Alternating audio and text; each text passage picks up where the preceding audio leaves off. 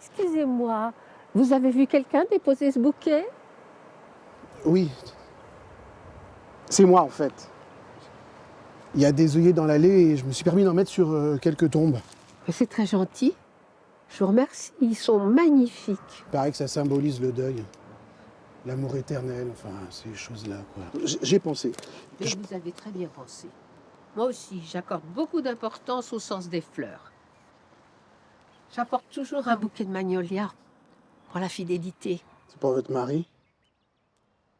Oh, il aurait aimé les œillets. Je ne vous ai jamais vu ici. Oui, je viens d'arriver. J'essaye un peu d'embellir ce cimetière. Mais vous vous débrouillez très bien. Nous allons nous croiser souvent alors.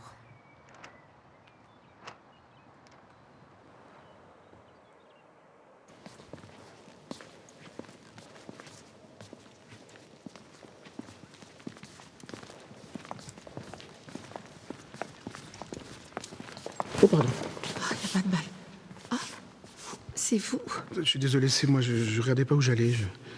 Ça arrive. Décidément, on se croise partout. J'ai bien l'impression, oui. Je viens parfois ici pour prier, ça permet d'y voir plus clair. Vous avez bien raison. La prière peut être un grand secours.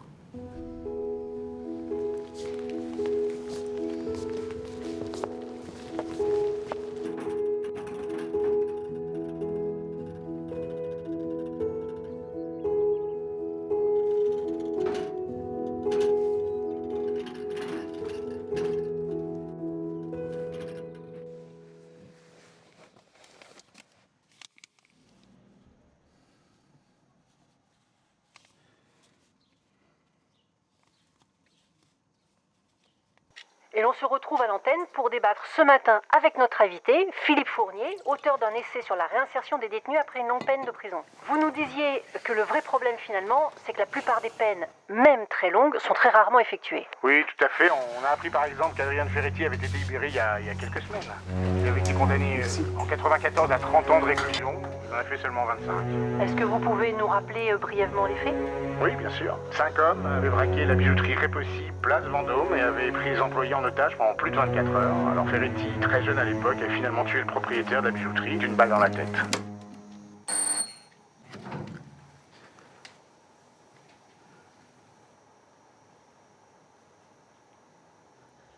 Je venais juste pour vous donner ça. J'aurais dû vous la donner il y a 25 ans. Je le savais que ses yeux me disaient quelque chose.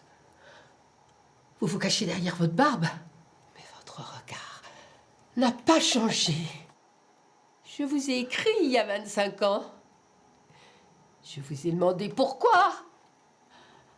Je vous ai imploré. Jamais vous ne m'avez écrit une ligne.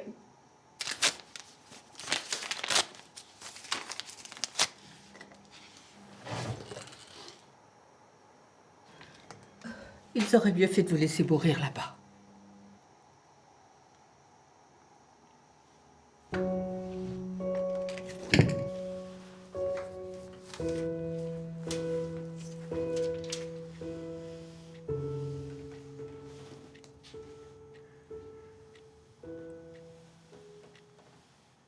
Mon père, je suis perdue. Qu'est-ce qui vous arrive? Il est là. Il est sorti. Ce jour était inévitable, Béatrice. Ça ne doit pas vous affecter. Ne vous laissez pas envahir Il par... est venu chez moi, me donner une lettre. Qu'avez-vous fait? Je l'ai détruite. Je ne peux pas. Je ne pourrai jamais pardonner. Béatrice, Je n'ai que de la haine et de la colère en moi. nous avons longuement parlé de ce jour. Vous sembliez prête. J'ai toujours l'impression que c'était hier. Écoutez votre foi. Laissez l'amour du Christ s'exprimer en vous. Il est là et c'est votre devoir de répandre son amour sur votre prochain.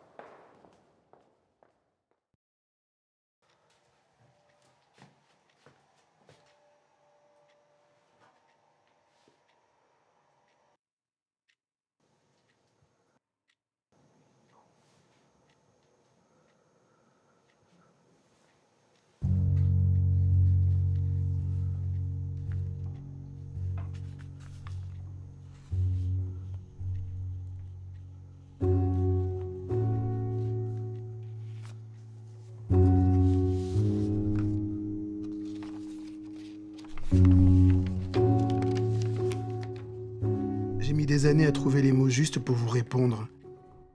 J'aimerais pouvoir vous dire qu'il y avait une raison à mon geste, que j'ai réagi à une menace ou que c'était un accident. Mais c'est faux. J'étais juste un gamin inconscient et arrogant qui voulait être tout-puissant. Il attendait comme tous les autres. Il était juste là, assis par terre, les mains sur la tête. Mais c'est le seul qui n'était pas terrorisé. Je le regardais avec fureur et il me regardait droit dans les yeux. Ça m'a rendu fou. Il savait que j'allais tirer et il continuait à me regarder. Je l'ai vu comme un défi. J'ai tiré. Je ne pouvais pas vous écrire tout ça. Vous méritiez une vraie réponse que j'étais incapable de vous donner. Et puis j'ai fini par comprendre que cette réponse-là, aussi médiocre soit-elle, je vous la devais. J'espère qu'elle vous aidera à trouver la paix. Je ne réclame pas votre pardon. Vous seul pourrez juger si j'en suis digne.